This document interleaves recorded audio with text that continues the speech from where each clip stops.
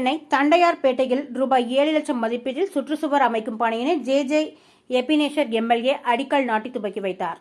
Chennai RK. நகர் சட்டமன்ற உறுப்பினர் தொகுதி மேம்பாட்டு நிதியில் இருந்து ரூபாய் 7 லட்சம் மதிப்பீட்டில் தண்டையார்பேட்டை சேனியம்மன் கோயில் தெரு பகுதியில் உள்ள தமிழ்நாடு நகர்ப்புற வாழிட மேம்பாட்டு வாரியம் குடியிருப்பு சுற்றுச்சுவர் அமைக்கும் பணிக்கான அடிக்கல் நாட்டு விழா நடைபெற்றது.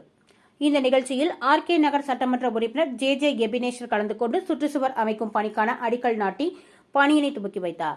இதில் மண்டல குழு தலைவர் நேதாஜி கணேசன், பகுதி செயலாளர் லட்சுமணன், மாமன்ற உறுப்பினர் ரேணுகா மற்றும் தமிழ்நாடு நகர்ப்புற வாழ்விட மேம்பாட்டு வாரிய அதிகாரிகள், கழக நிர்வாகிகள், பொதுமக்கள் என ஏராளமாக கலந்து கொண்டனர்.